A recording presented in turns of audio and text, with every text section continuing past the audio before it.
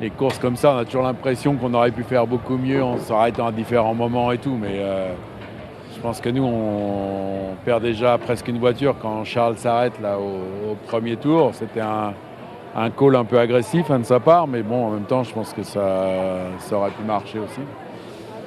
Et puis après, à chaque fois, on se dit on aurait pu s'arrêter un tour plus tôt, un tour plus tard, ou faire différemment. Mais bon, c'est vrai que les conditions étaient telles qu'avec l'usure des pneus, on allait des fois plus vite en mettant un 7 de 9 pour 3 tours. Il y avait des écarts énormes entre des intermédiaires usés et des neufs.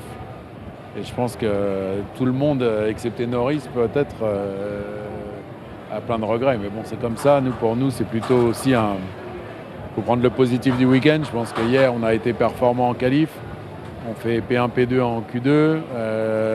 Et là, en course, on met plus de points que Red Bull et Mercedes. De toute façon, maintenant, il faut être lucide. McLaren, c'est presque impossible. Donc, on va se concentrer sur les deux autres et on reprend 10 points à Mercedes ce week-end. On a failli voir Hamilton sur le podium. Qu'est-ce qui s'est passé sur la fin? Parce qu'on le voit, il est collé dans la boîte de Hülkenberg. Et derrière, ils sortent au virage 3. Je ne sais pas si on l'a vu à la télé. Nous, on a perdu le GPS pendant la course, donc on était un peu aveugle sur le pit wall. Mais il est sorti, il a perdu 4-5 secondes au virage 3.